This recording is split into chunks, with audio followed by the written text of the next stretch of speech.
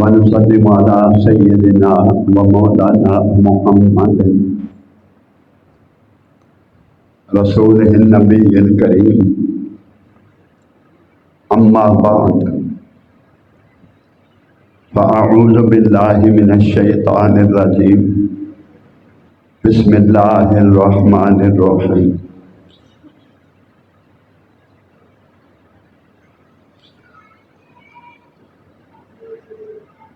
لقد رضي الله عن المؤمنين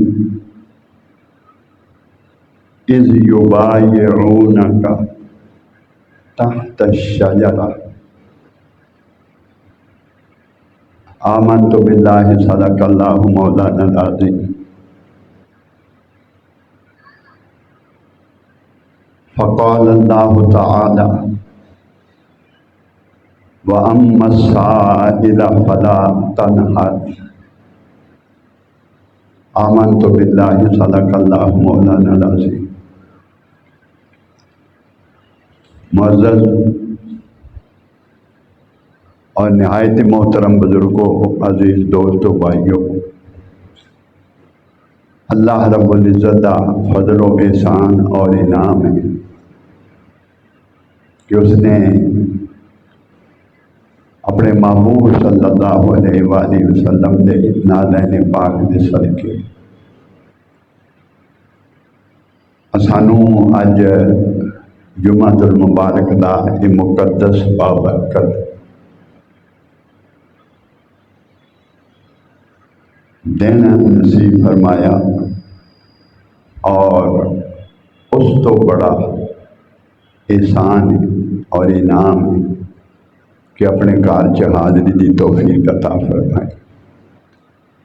اللہ رب العزت اس حاضری نو اپنی بارگاہ اقدس شرف قبولیت عطا فرمائے اور میدان معاشر کا ساڈا ذریعہ نجات بنائے۔ قرآن مجید فرقان حمید دی دو مختلف آیات دے چند الفاظ تلاوت کیتے ہیں۔ اللہ رب العزت نے فرمایا، اے محبوب، اللہ رب العزت راضی ہو گیا ان مومنوں پر اللہ راضی ہو گیا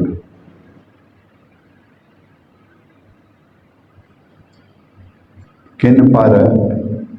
جنہوں نے تیرے دست اقدس پر بیعت کی اس درخت کے نیچے، تحت الشجر، اس درخت کے نیچے جنہوں نے تجھ سے بیعت کی، اللہ ان پر راضی ہو گیا۔ یہ وہ نفوس قدسیہ ہیں جن کے پاک بازی، جن کے تقدس، جن کے ایماندار ہونے کی شہادت اللہ رب العزت خود فرما رہا ہے۔ کون؟ جنہوں نے تیرے دست اقدس پر بیعت کی۔ ادھر فرمایا تیرے دست اقدس پر بیعت کی، ادھر فرمایا جس دست اقدس پر صحابہ نے بیعت کی اس کے لیے رب العزت نے فرمایا ید اللہ فوق ایدیہم، یہ دست اقدس تیرے نہیں بلکہ خدا کے، یہ ہاتھ تیرا نہیں بلکہ خدا کا ہاتھ۔ ان الذین یبایعونک انما یبایعون اللہ، محبوب جنہوں نے تجھ سے بیعت کی انہوں نے خدا سے بیعت کی۔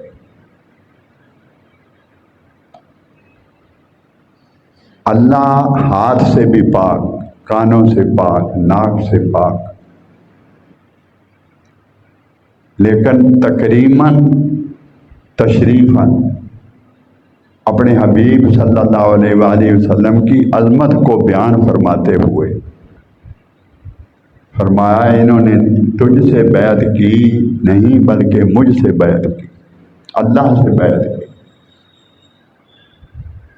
فرمایا وما رمیت اذ رمیت، محبوب جو تو نے کنکریاں پھینکی وہ تو نے تو نہیں پھینکی،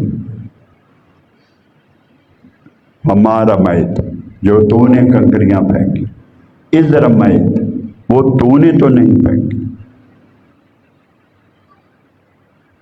ولکن اللہ رمی، باری تعالیٰ پھینکی تو ہیں، پڑی تو ہیں کفار پر۔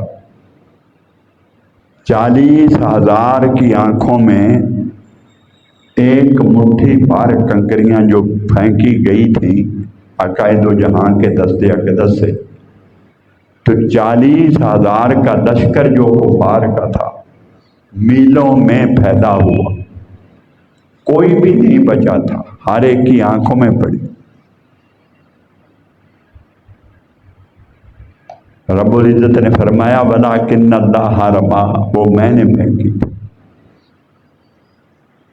اس دست اقدس سے پھینکی گئی تھی جسے میں نے کہا یہ میرا ہاتھ ہے، خدا کا نہیں بلکہ نبی کا نہیں بلکہ خدا کا ہاتھ ہے، یہ پھینکنے والی حضور کی ذات نہیں، یہ اللہ رب العزت کی ذات ہے۔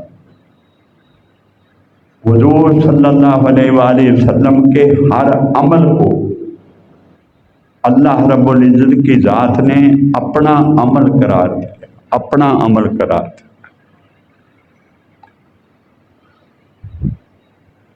اور تاجدار کائنات صلی اللہ علیہ وآلہ وسلم کو فرمایا محبوب تیرے در پر کوئی سائل آ جائے اسے خالی نہ موڑنا۔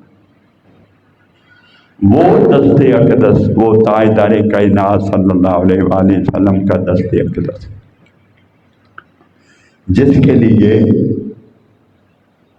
آپ حدیبیہ پر تھے، حضور صلی اللہ علیہ وسلم حدیبیہ کے مقام پر تھے اور عثمان غنی کو بھیجا تھا کفار کو کھو، ہمارا مقصد مکے پہ حملہ نہیں، ہم تو طواف کرنے کے لیے آ رہے۔ تو انہوں نے آقا دو جہاں صلی اللہ علیہ وسلم کے لشکر کو یہ سمجھ کر کہ آپ جنگ پر آ رہے ہیں، بہت سارے اپنے جتنے اتحادی تھے، جتنے ان کے وہ اتحادی قبائل تھے جن کے ساتھ ان کے معاہدات تھے، ہزاروں کی تعداد میں انہیں مکے میں بلا رکھا تھا کہ حضور صلی اللہ علیہ وسلم مکے پر حملہ کے لیے آ رہے ہیں۔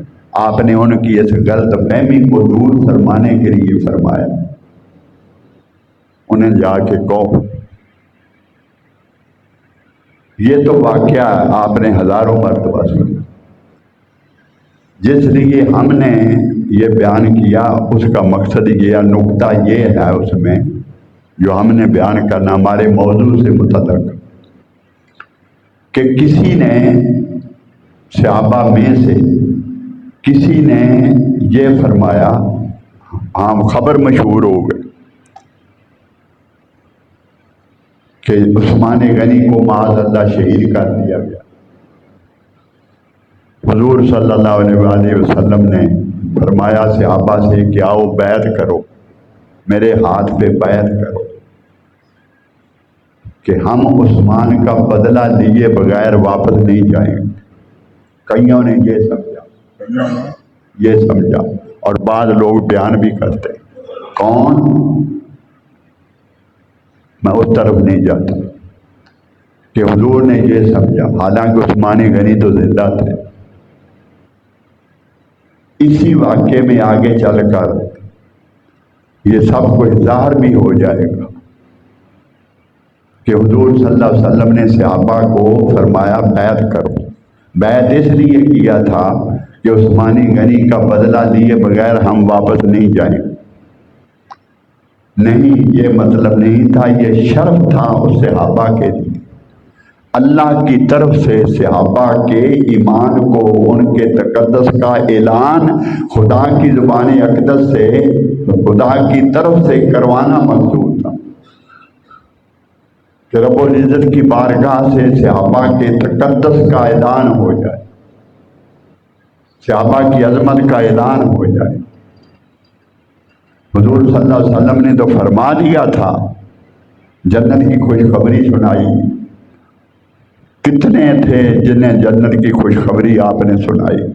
سینکڑوں کی تعداد صحابہ تھے جنہیں جنت کی خوشخبری سنائی۔ لیکن رب آقا دو جہاں کی ذات چاہتی تھی کہ رب العزت کی ذات اقدس خود ان کی عظمت کا اعلان فرمائے، بیعت کی صحابہ سے، جس کو اسی بیعت کو رب العزت نے اس آیا کریمہ جو ہم نے شروع میں پڑھی ہے، جن کے چند الفاظ تلاوت کیے، لَقَدْ رَضِيَ اللَّهُ عَنِ الْمُؤْمِنِينَ إِذْ يُبَايِعُونَكَ تَحْتَ الشَّجَرَةِ، اس درخت کے نیچے جنہوں نے تجھ سے بیعت کی میرے محبوب، ان پر اللہ راضی ہو گیا۔ فَعَلِمَ مَا فِي قُلُوبِهِمْ، اللہ کو علم ہے ان کے دلوں میں، اللہ کو علم ہے کہ ان کے دلوں میں سوائے اتباع کے، سوائے محبت مصطفیٰ کے، سوائے اتباع رسول کے، سوائے ادب مصطفیٰ کے ان کے دلوں میں کچھ نہیں۔ فَعَلِمَ مَا فِي قُلُوبِهِمْ، ان کے دلوں کو اللہ دیکھ رہا، ان کے دلوں کا اللہ گواہ ہے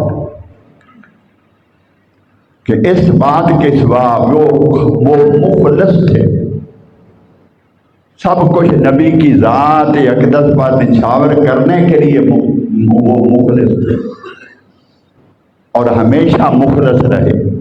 صحابہ کے اس مخلص پن کو، صحابہ کے اس اخلاص کو، صحابہ کے اس ایمان کو، صحابہ کے اس تقدس کو رب العزت کی ذات اقدس اس سب کچھ کا گواہ بن گیا۔ رب العزت اس سب کچھ کا گواہ بن گیا۔ کن کا؟ صحابہ کا، صحابہ کے ایمان کا، ان کی اس محبت کا گواہ خدا بن گیا، میں گواہ۔ فَعَلِمَ مَا فِي قُلُوبِهِمْ، ان کے دلوں کو میں جانتا ہوں۔ اب کسی کے متعلق گواہی کی ضرورت نہیں، کسی کے متعلق گواہی کی ضرورت نہ رہی۔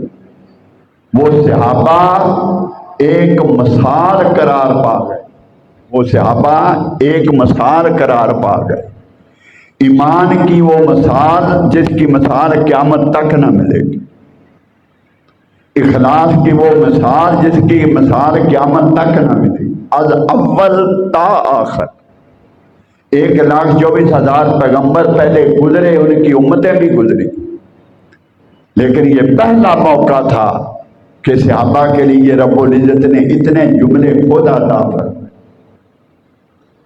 یہ تو رب العزت نے فرمایا فَعَلِمَ مَا فِي قُلُوبِهِمْ، رب العزت کو علم ہے کہ ان کے دلوں میں کیا ہے۔ اب وہ صحابہ، اب وہ صحابہ جن کے دلوں کو خدا جانتا تھا، جب بدر میں وہ گئے، بدر میں گئے تو اب کوئی پوچھنے کی ضرورت نہیں کہ جو نہتے جا رہے تھے اس کا مطلب کیا تھا، جن کے ہاتھ میں کھجور کی چھڑی تھی، بدر میں جنگ کرنے جا رہے تھے، ان کے دل میں کیا تھا۔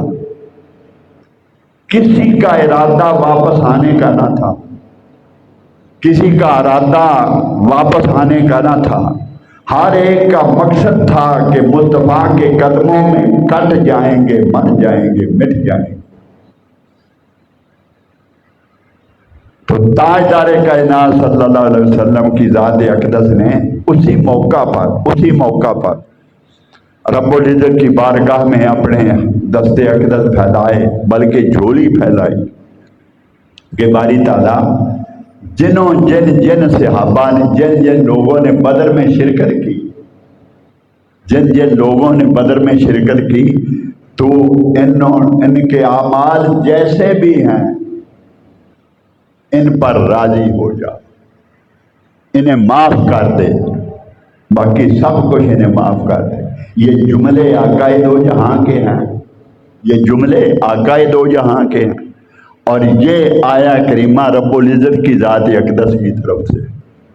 رب العزت کی ذات نے بھی گواہی دی، تاجدار کائنات صلی اللہ علیہ وسلم کی ذات اقدس نے بھی گواہی، اور رہے دوسرے جو منافقین ٹھہرے، ان کے مقابلے رات اور دن جوڑا، تکلیف اور بیماری اور شفا جوڑا، تو اس کا جو نعم البدل، اس کا جو اپوزٹ تھا وہ تھے منافقین۔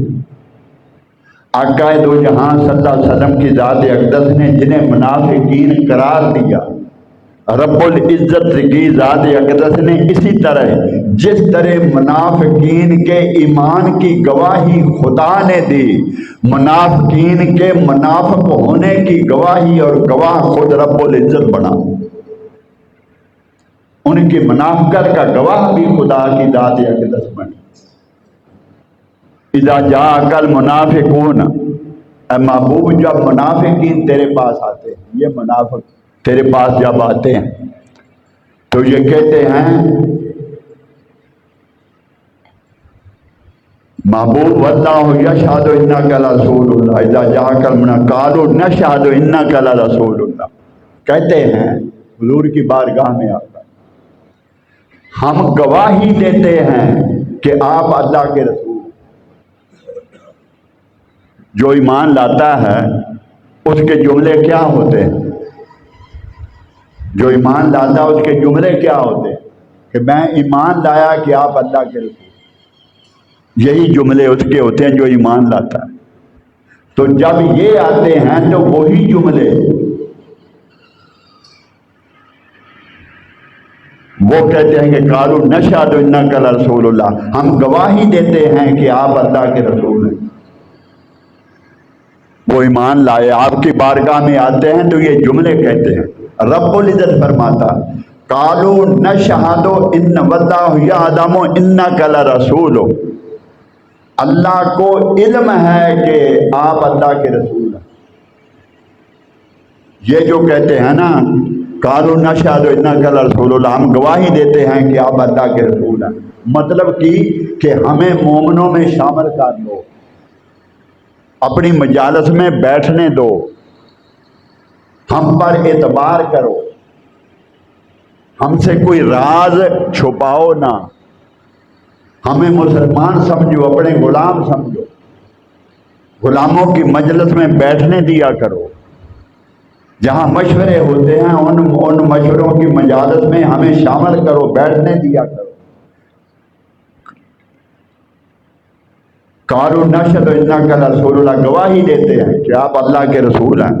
اب رب فرماتا ہے واللہ یعلم انک لرسول، اللہ کو علم ہے کہ آپ اللہ کے رسول ہیں۔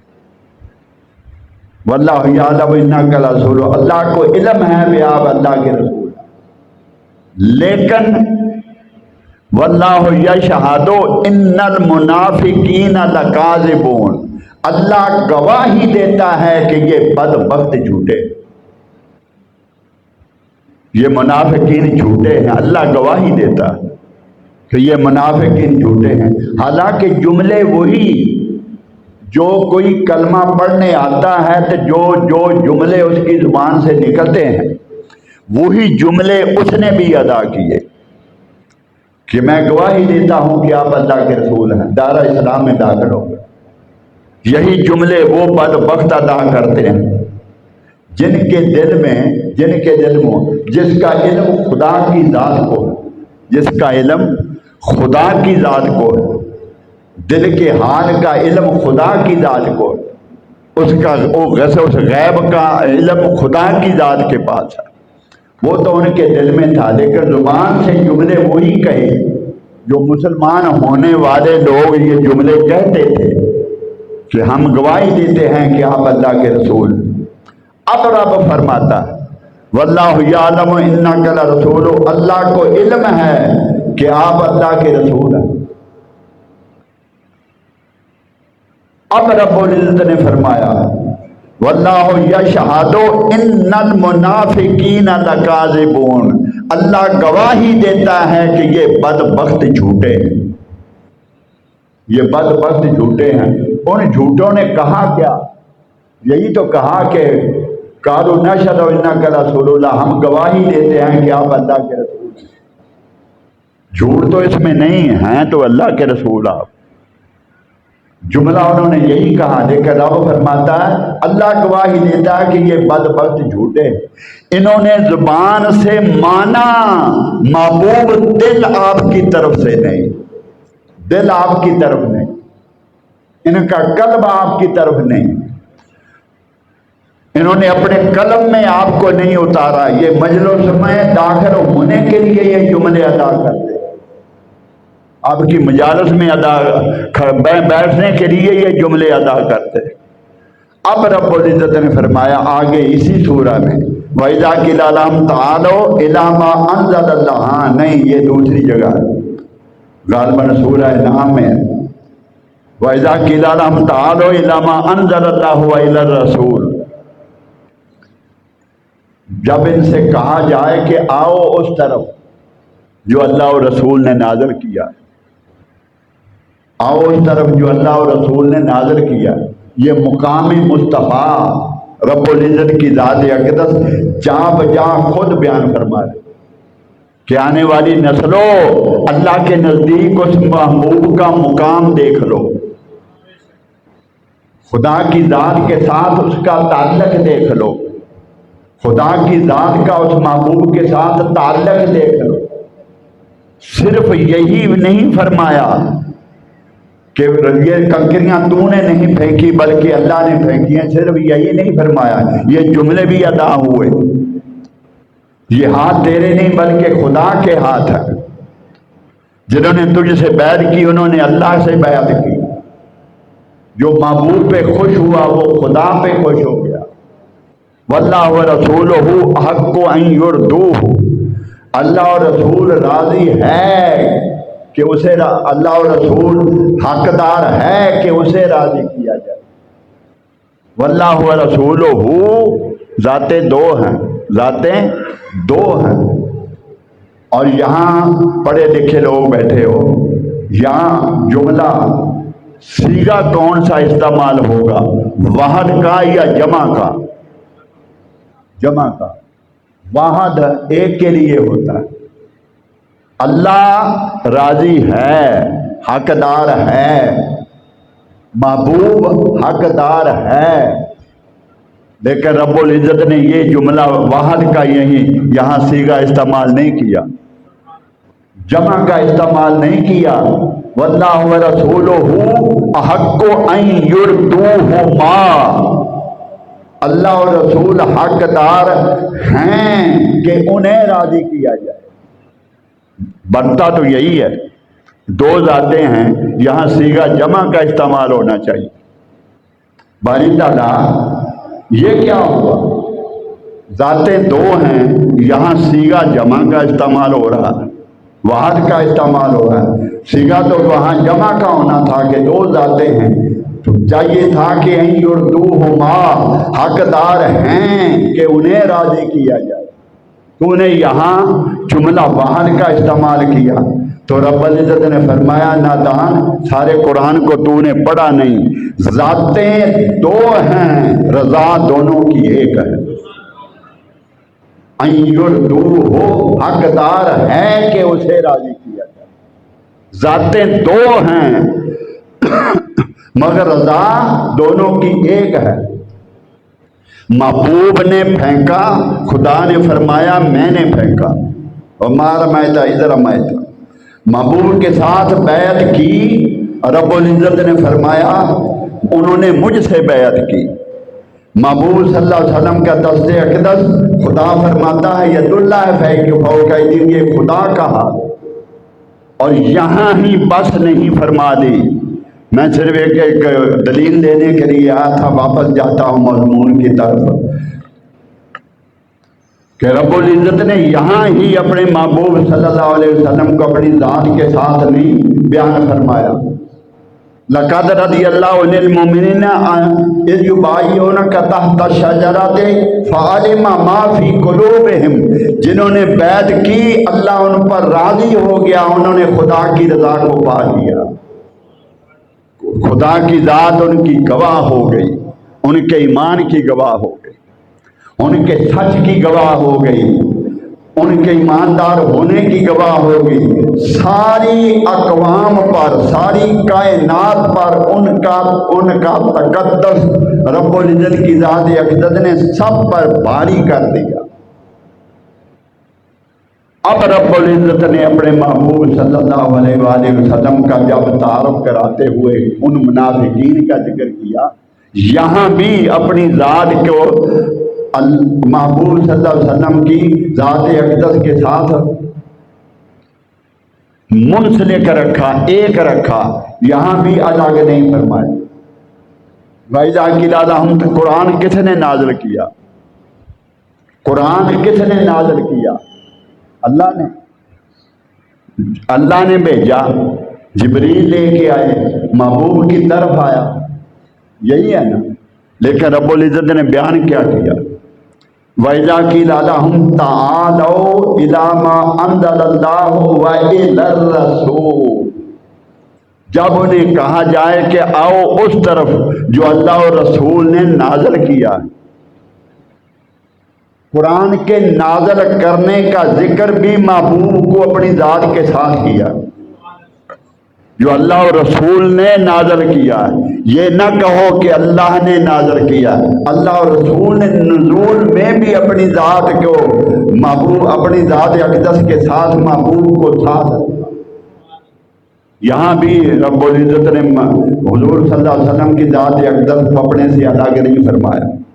اب بات چلتی چلتی آگے نکل گئی، بات ہو رہی تھی، یہ مضمون میں نے اس لیے شروع کیا تھا کہ ید اللہ فوق ایدیہم، رب العزت نے فرمایا محبوب یہ تیرا ہاتھ نہیں بلکہ خدا کا ہاتھ ہے۔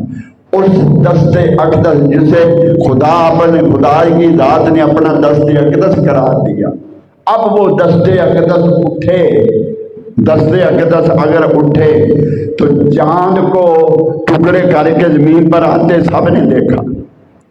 جب دست اقدس اٹھا تو حلیمہ کی اس بستی میں، یہ سب کچھ پچھلے جمعہ اور مبارک پر بیان ہوا تھا، چاند کو کھیلتے ہوئے سب نے، حضرت حلیمہ سعدیہ نے دیکھا، سورج کو واپس پلٹتے ہوئے ساری کائنات نے دیکھا، چاند کو چرتے ہوئے سب نے دیکھا۔ دست اقدس یہ اٹھا، یہ دست اقدس اگر کھجور کی چھڑی کی طرف اٹھا، اسے عمدہ اور چمکتی تلوار بنا دیا۔ یہ دست اقدس اگر مردے کے اوپر پھرا تو اس کو زندہ فرما دیا۔ جو مصطفیٰ نے چاہا اس دلیل کو خدا نے اپنی دلیل بنا دی، ہر شے کو پابند کر دیا کہ میرا انتظار نہیں کرنا، میری رائے کا انتظار نہیں کرنا، میرے حکم کا انتظار نہیں کرنا، جو مصطفیٰ کی ذات چاہے اسی طرح کرنا جو میرا مصطفیٰ چاہے، جو میرے مصطفیٰ کا حکم ہے وہی خدا کا حکم ہے، وہی اللہ تعالیٰ کی ذات اقدس کا حکم ہے۔ اب اس کا اظہار آقا دو جہاں صلی اللہ علیہ وسلم کی حیات طیبہ میں مختلف اوقات میں ہوتا رہا۔ آقا دو جہاں صلی اللہ علیہ وسلم کی ذات اقدس کے اس دست اقدس کا اظہار اب رب العزت نے یہ بھی فرمایا، وَأَمَّا السَّائِلَ، تیرے در پہ کوئی سائل آ جائے اسے خالی نہیں موڑ۔ محبوب تیرے در پہ کوئی سائل آ جائے، یہاں ہی بات ختم نہیں کی، یہ تو دست اقدس ہے، یہ تو دست اقدس ہے۔ ایک صحابی آقا دو جہاں صلی اللہ علیہ وسلم کی بارگاہ میں صبح کی نماز پڑھتا تھا، جماعت کے ساتھ نماز پڑھتا تھا اور جلدی چلا جاتا تھا، شامل دعا نہیں ہوتا تھا، سلام پھرتا تھا تو وہ چلا جاتا تھا۔ اب اس کے بعد میرے آقا کو ارشادات فرماتے تھے، وہ اس سے رہ جاتا تھا، غیر حاضر رہ جاتا تھا۔ تو صحابہ نے آقا دو جہاں صلی اللہ علیہ وسلم کی بارگاہ میں، میرے آقا نے پوچھا کہ فلاں صحابی نظر نہیں آتا، وہ پہلے چلا جاتا۔ تو صحابہ نے جب دوسرے دن آ کے یا اسی دن آ کے بتایا کہ اس صحابی سے پوچھا، وہ حاضر خدمت ہوا، میرے آقا نے بلایا، بھئی تو پہلے چلا جاتا۔ عرض کی آقا مجبوری یہ ہے کہ میرے ساتھ یہودی کا گھر ہے، اور یہودی کے گھر میں بیری ہے، بیری اس پر پھل لگتا ہے، بیر لگتے، اب وہ پکے ہوئے تو کچھ میرے گھر میں بھی گرتے۔ اب میری کوشش ہوتی ہے کہ اسے میرے بچے نہ کھائیں، کیونکہ وہ اس کی بیری ہے اور یہودی کی ہے۔ تو میں چاہتا ہوں کہ بچوں کے اٹھنے سے پہلے وہ سارے جا کے اکٹھے کر کے دیوار کے بار میں پھینک دیتا، میرے بچے نہ انہیں کھائیں، میں اس لیے جلدی چلا جاتا ہوں۔ میرے آقا نے فرمایا تیرے بعد جو کچھ بھی بیانات ہوتے ہیں ان سے تو تم محروم رہ جاتا، سب کوئی سننے والا ہوتا، ایسے کر اس سے پوچھ کہ اس کا حصہ، اس کے پیسے لے لے، اس کی قیمت لے لے، تو اسے اجازت بھی ہو کہ جو تیرے گھر میں گرے وہ دکھ تیرے، جو ہمارے گھر میں گرے تو پاگی، جو ہمارے گھر میں گرے وہ ہم کھائیں، تیرے گھر میں گرنے والے جو بیر ہیں وہ تمہارے ہیں، ہم نہیں لیں گے، وہ تمہارے ہیں۔ تو اس سے جب پوچھا تو اس نے جتنی قیمت بتائی وہ ادا کر دی گئی۔ اب وہ صحابی مجلس میں بیٹھنے لگا، کچھ وقت گزرا تو اب اس درخت کو وہ اکھاڑنے لگا، جیسے اسے طلب کیا جاتا ہے۔ تو اس صحابی نے روکا کہ اس کا تو مالک نہیں، اس کے تو نے پیسے دیے۔ وہ کہنے لگا تو کون ہے مجھے روکنے والا، میرے گھر میں کھڑی ہے، میں اس کا مالک ہوں، تو نے پیسے لیے ہوئے۔ تو اس نے کہا نہیں یہ میری ہے، میرے گھر میں ہے، یہ میری ہے۔ اب وہ جھگڑا بڑھا، اس نے بھی بزور اسے روکا، اب جھگڑا بڑھا، حضور کی ذات اقدس میں آ کے اس نے عرض کیا۔ تو جب لوگوں کو بھی پتہ چلا کہ آقا دو جہاں صلی اللہ علیہ وآلہ وسلم خود آ کے دیکھیں، حضور دیکھیں کہ یہ بیری کس کے گھر ہے، میرے آقا نے فرمایا چلو جا کے دیکھتے ہیں وہ کس کے گھر کھڑی ہے۔ اس نے اپنے یہودی بلا لی، اپنے طرفدار، اس کے طرفدار بھی آ گئے، وہ یہودی تھا۔ ادھر آقا دو جہاں کے صحابہ بھی تھے، حضور صلی اللہ علیہ وسلم تشریف لے گئے، صحابہ ہمراہ ہیں، وہ بھی ہمراہ ہیں۔ آقا دو جہاں صلی اللہ علیہ وسلم نے سب کے سامنے حضور صلی اللہ علیہ وسلم نے ایسے دست اقدس اٹھایا اور لمبا کر کے فرمایا دیکھو بیری کہاں ہے، ایسے کیا دیکھو بیری کہاں ہے۔ تو سب نے دیکھا، کسی کو کانوں کان خبر نہیں ہوئی کہ وہ بیری صحابی کے گھر میں تھی، نہ کسی نے اکھڑتے دیکھا، نہ کسی کو اکھاڑتے دیکھا، نہ جگہ بدلتے دیکھا۔ جب دیکھا تو وہ صحابی کے گھر میں تھی۔ کتنے تھے خوش نصیب جنہیں کلمہ نصیب ہوا اور وہ مسلمان ہو گئے۔ یہ تھا وہ دست اقدس جسے رب العزت نے فرمایا محبوب یہ ہاتھ تیرا نہیں بلکہ خدا کا ہاتھ، جدھر اٹھا، جب اٹھا، جس طرف اٹھا، جس لیے اٹھا، وہی ہوا جو مصطفیٰ نے چاہا، وہی ہوا جو آقا دو جہاں صلی اللہ علیہ وسلم کی ذات اقدس نے چاہا۔ ایک صحابی حضور کی بارگاہ میں آیا، یا رسول اللہ میرے سر پہ قرض ہے اور اتنے لوگ ہیں جن کا میں نے قرض دینا ہے، میں نے وعدہ کیا ہوا تھا کہ جب فصل آئے گی تو میں تمہارے قرضے چکا دوں گا۔ اب فصل آ گئی ہے، کھجوریں، اس دور میں وہی فصل ہوا کرتی تھی، تو جیسے باہر ہم گندم کا وہ ڈھیر ہوتا ہے اسے اٹھانے کے لیے جاتے ہیں، وہ ڈھیر پڑا ہوا تھا، وہاں کھجوریں اتاری اور ایک جگہ جمع تھی۔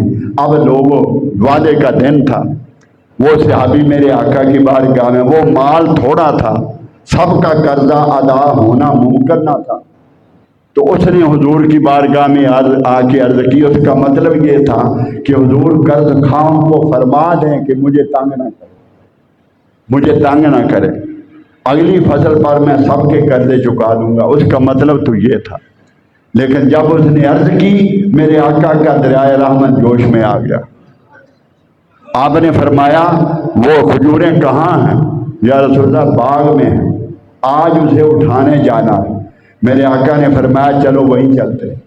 صحابہ کے فرمایا چلو وہیں چلتے۔ جتنے صحابہ تھے سب ساتھ ہو گئے، سب ساتھ ہو گئے۔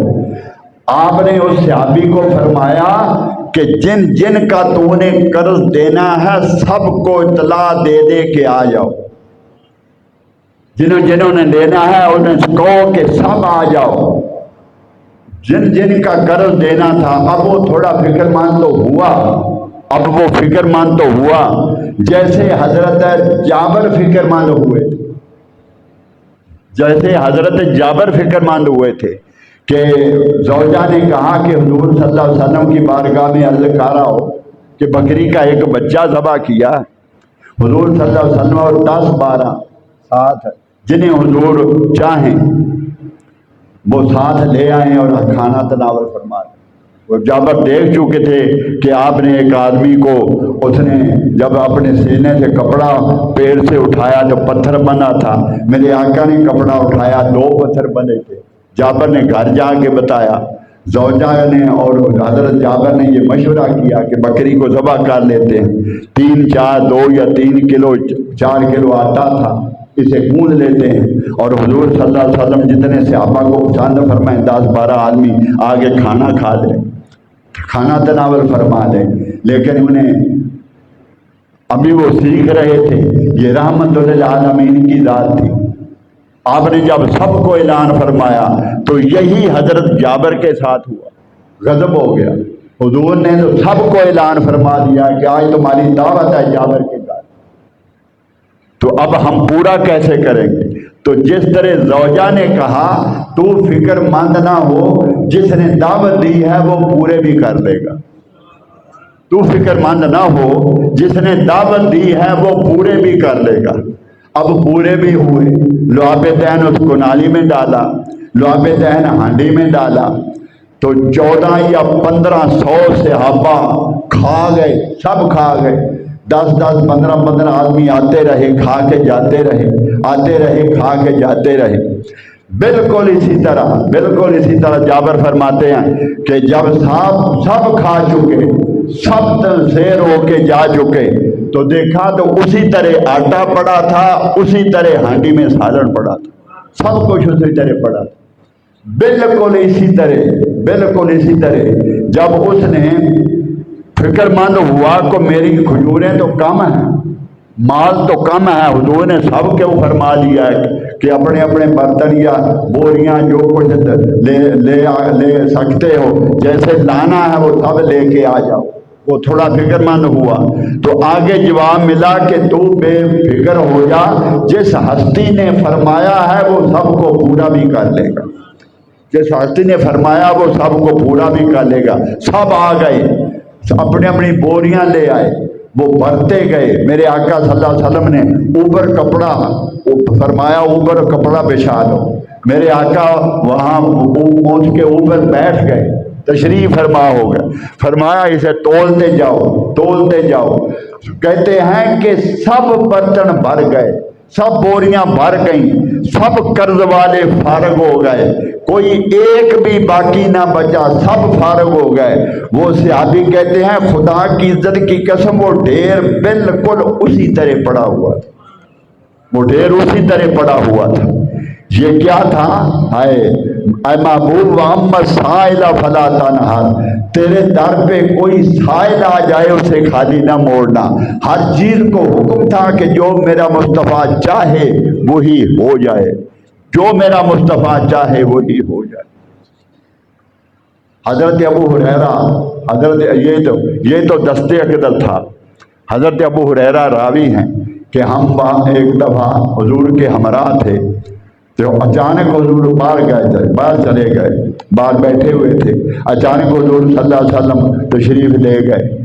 ہم سب ڈھونڈنے لگے، تو میں بھی ڈھونڈنے لگا، دیکھا تو ایک انصاری کے باغ میں، ایک انصاری کے باغ میں جہاں سے پانی اس باغ کو لگتا تھا، نیچے سراغ تھا، میں اس میں سے بڑا تنگ ہو کے اس سراغ میں سے نکل کر جب باغ میں گیا، آقا دو جہاں تشریف فرما تھے۔ مجھے دیکھا، ابو ہریرہ تو نے حال کیا کیا ہوا، میرے کپڑے پھٹے ہوئے تھے، تو ایسے خراشی بھی جسم پر تھی، حال کیا کیا ہوا۔ اب آقا دو جہاں صلی اللہ علیہ وسلم کی ذات اقدس مسکرائے اور آپ نے، حضور صلی اللہ علیہ وسلم نے اپنا جوتا، سنو لوگو، یہ تو دست اقدس، یہ تو دست اقدس ہے، عظمت مصطفیٰ کا اعلان رب العزت کی ذات نے، ذات اقدس نے اس طرح فرمایا کہ ابو ہریرہ کو حضور نے اپنا جوتا عطا فرمایا اور فرمایا یہ لے جاؤ، جو کلمہ پڑھتا ہوا راستے میں مل جائے اسے جنت کی خوشخبری دے دینا، اسے جنت کی خوشخبری دینا، جنت کی خوشخبری دے دینا۔ یہ کمال کس کا تھا؟ یہ تاجدار کائنات صلی اللہ علیہ وسلم کے نالین پاک کا کمال تھا، جس کے ہاتھ میں میرے آقا صلی اللہ علیہ وآلہ وسلم کا جوتا ہو، وہ بھی جنت عطا کر سکتا ہے، وہ بھی جنت عطا کر سکتا ہے۔ لشکر تھا، جنگ سے واپس آ رہا تھا، پانی کی شکایت کی کہ پانی ختم ہو گیا۔ یہ کئی احادیث ہیں اس مضمون کی، کئی احادیث ہیں مختلف اوقات میں۔ یہاں اس طرح ہے کہ اس لشکر میں جب پانی کی شکایت حضور صلی اللہ علیہ وسلم سے کی گئی تو وہاں ایک کنواں بھی موجود تھا، جو اس راستے سے واقف تھے، اس کنویں سے بھی واقف تھے۔ انہوں نے بتایا کہ یا رسول اللہ کنواں ہے لیکن اس کا پانی کھارا ہے۔ ایک دفعہ تو ایک حدیث تو آپ نے یہ سنی تھی نا کہ وہ اس میں پانی نہیں ہے، وہ سوکھا پڑا ہے۔ میرے آقا نے فرمایا ایک آدمی نیچے اتر جاؤ، اس تیر کو درمیان میں اس طرح گاڑ دو، تو وہ گاڑ کے اوپر نہیں آیا تھا، پانی سے پاؤں اس کے بھیگ گئے تھے۔ یہ دوسری روایت ہے، یہ دوسرا موقع ہے کہ اس نے صحابہ نے عرض کی یا رسول اللہ یہ پانی کھارا ہے۔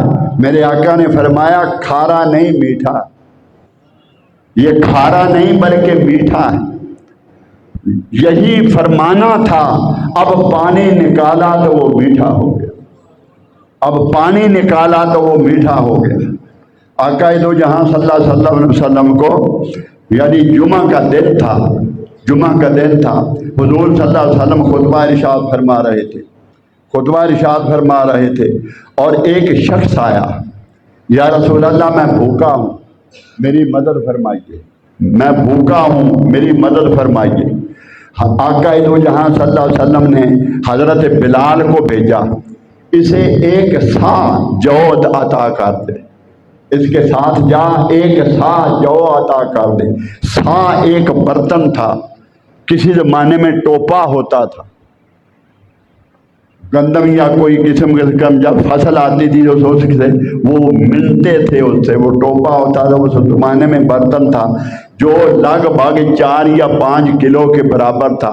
ایک سا وہ جو عطا فرمائے، آپ نے فرمایا اسے انڈیلنا نہیں، نکال نکال کے کھاتے جاؤ۔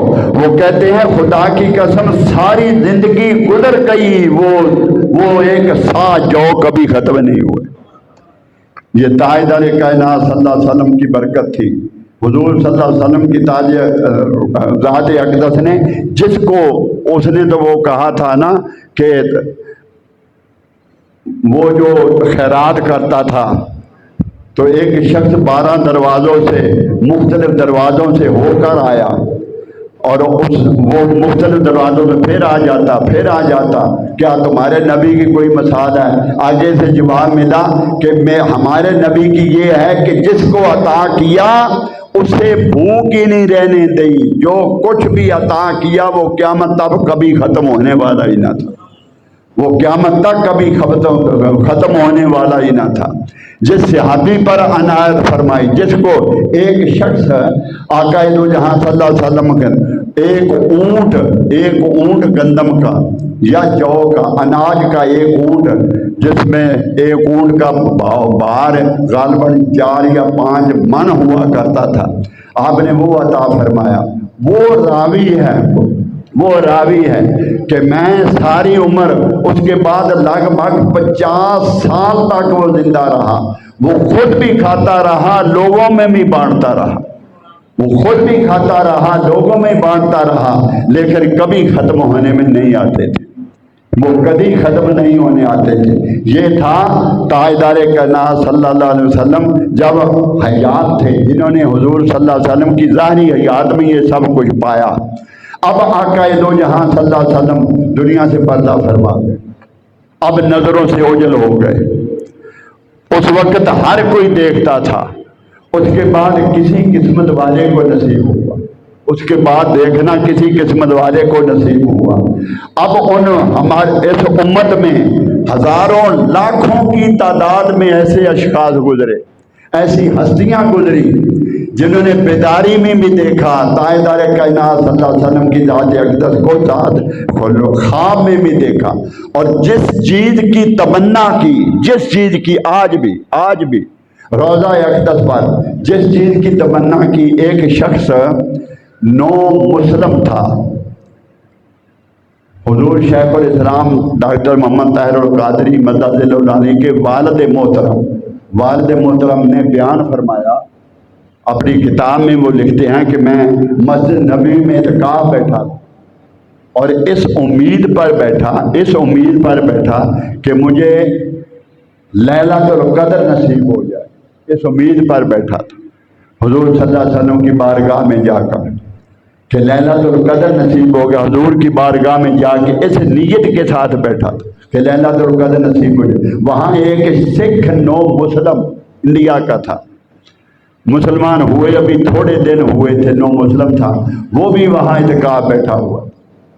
تو فرماتے ہیں ایک رات ایسا ہوا کہ آقا دو جہاں صلی اللہ علیہ وسلم کے دست مبارک میں ایک ٹائم پیس ہے، اس پر پورے گویا اس کے جو گھڑی کا وقت تھا نا، وہ پورے 12 بجے تھے اس کا ٹائم تھا۔ حضور صلی اللہ علیہ وسلم کے دست اقدس میں وہ گھڑی تھی، اور آپ نے فرماتے ہیں مجھے اٹھایا، مجھے آ کے اپنے پاؤں مبارک کے ساتھ مجھے اٹھایا اور فرمایا اٹھ، آج لیلۃ القدر ہے۔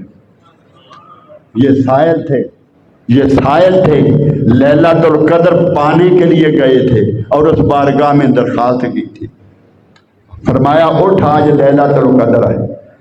یہ فرمانا تھا آپ کو، فرمایا میں جاگا، میں نے چاہا کہ اس شخص کو بھی اٹھا، یہ بھی تو اسی آس میں یہاں اعتکاف بیٹھا ہوا ہے، جو سکھ نو مسلم تھا اسے بھی اٹھا دوں۔ تو پھر میں نے دل میں سوچا کہ اسے پتہ نہیں اٹھانا ہے یا نہیں، آقا دو جہاں کہیں ناراض نہ ہو جائیں کہ میں نے تجھے کہا تھا تو نے اسے بھی اٹھا دیا۔ اب میرے دل میں آیا کہ اگر نہ اٹھانا، اسے اطلاع نہ دینا مقصود ہوتا تو ضرور منع فرما دیتے، آقا دو جہاں منع فرما دیتے، اس لیے منع نہیں فرمایا، اسے بھی اٹھا دینا چاہیے۔ فرماتے ہیں میں نے اسے جگایا، ابھی میں اس کے ہاتھ لگایا ہی تھا، وہ اٹھ کے بیٹھ گیا۔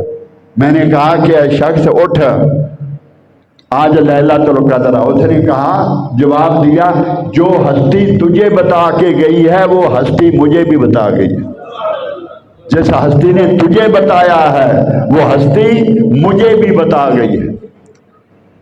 آقا دو جہاں نے مجھے بھی اطلاع دی، ارے وہ حیات تھی، یہ حیات کے بعد ہے۔ کوئی وہاں ہو جو اس روضہ اقدس پہ بیٹھا ہو، اور کوئی وہاں ہو جہاں سے سورج چل رہا ہے، کسی کے دل میں خیال ہو، لوگوں آقا دو جہاں صلی اللہ علیہ وسلم کی اللہ کی عزت کی قسم، کسی کے دل میں جو خیال جنم لے رہا ہے، خدا کی قسم آقا دو جہاں اس سے بھی واقف ہے، اس کا بھی جواب مل جاتا ہے۔ البتہ جسے جواب ملتا ہے اس جیسا کوئی ہو کے دکھائے. ہر ایک کو نہیں ملتا. جو نابینا ہو، نابینا اسے آج آنکھ نصیب ہوئی اور وہ کہے کہ میں نے سورج کو آج دیکھا. سورج آج سے نہیں، سورج تو کب کا ہے، تو نے آج دیکھا. کوئی آنکھ والا تو ہو پھر سورج نظر آئے گا. کوئی آنکھ والا تو ہو، کسی کا مقدر جاگے تو صحیح. میں نے غالباً 2-3 دفعہ اس سے پہلے گفتگو کے دوران یہ بات آپ حضرات کو بتائی ہے کہ وہ جو بادشاہ تھا محمود غزنوی، وہ کہتا ہے عبد المجید صدیقی کی کتاب زیارت النبی بعد از وصال النبی میں، اس میں وہ لکھتے ہیں، عبد المجید صدیقی اس میں لکھتے ہیں کہ محمود غزنوی کے دل میں، کہتے ہیں کہ ایک خیال آتا تھا. وہ کہتا ہے کہ میرے دل میں ایک خیال تھا. 3 سوال تھے میرے دل میں. 3 سوال تھے. ایک تو یہ کہ اس حدیث کے متعلق کہ جو حدیث ہے العلماء ورثۃ الانبیاء، جو علماء ہیں وہ انبیاء کے وارث ہیں. اس حدیث کے متعلق کہ کیا یہ واقعہ ہی آقا دو جہاں نے فرمایا. اور دوسرا، ہر شخص کا جو اس نے دنیا میں کیا اس کا قیامت کے دن اجر ملے گا. واقعہ یہ بات صحیح ہے، حضور نے فرمایا. دوسرا سوال. تیسرا سوال میرے دل میں یہ تھا کہ میرے والد کون ہیں. کوئی کچھ کہتا تھا، کوئی کچھ کہتا تھا. یہ خاندان غلامہ ہے، ان کی لمبی تاریخ ہے. کوئی کسی کو اس باپ کہتا تھا، کوئی کہتا تھا اس کا فلاں باپ ہے. اس نے وہ بھی سنا تھا لیکن حقیقت کس سے پوچھتا. وہ کہتا میرے دل میں 3 سوال تھے. میں اس کا جواب چاہتا تھا اور حضور کی بارگاہ میں نے درخواست کی کہ یا رسول اللہ مجھے مطلع فرمائیں ان 3 سوالوں کے متعلق. محمود غزنوی کہتا میرے دل میں یہ خیال تھا. وہ کہتے ہیں کہ ایک رات ایسا ہوا کہ بادشاہ کا دورہ تھا. شہر میں جا رہے تھے. ایک لشکر تھا، بادشاہ کی سواری جا رہی تھی. محافظ تھے، بہت سے لوگ ساتھ تھے. شاہی سواری تھی. ہاتھی پہ ہوبج تھا. اس ہوبج میں وہ محمود غزنوی سوار تھا. 7 دوسرے محافظ تھے. اور روشنی کے لیے جو محافظ تھے انہوں نے چراغ روشنی کے لیے وہ ساتھ لیے ہوئے تھے. وہ کہتے ہیں کہ ایک جگہ تھوڑی رکاوٹ آئی. وہ لشکر رکا، وہ قافلہ رکا. اس کے ساتھ وہ ہوبج پہ بیٹھا تھا، اونچا تھا. آس پاس بھی سب کوئی نظر آ رہا تھا. وہ کہنے لگا کہ رات کا وقت تھا. ایک ہندو بنیا اپنی دکان میں تھا.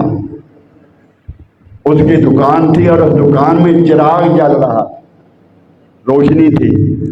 تو ایک دین کا طالب علم اپنا سبق یاد کر رہا تھا، کتاب پر اپنا سبق یاد کر رہا تھا. اس نے کبھی سبق دیکھنا ہوتا اس ہندو کی دکان میں جاتا، سبق دیکھ لیتا. اب وہ اسے بیٹھنے نہیں دیتا تھا کہ سبق دیکھ کے باہر چلے جاؤ، مجھے کام کرنے دو. وہ سبق دیکھ کے باہر آ جاتا. اب دیکھنے کے لیے پھر اس کی دکان میں جاتا. تھوڑی دیر تک قافلہ روکا رہا اور محمود غزنوی یہ سب کوئی دیکھتا رہا کہ یہ دینی کتاب ہے.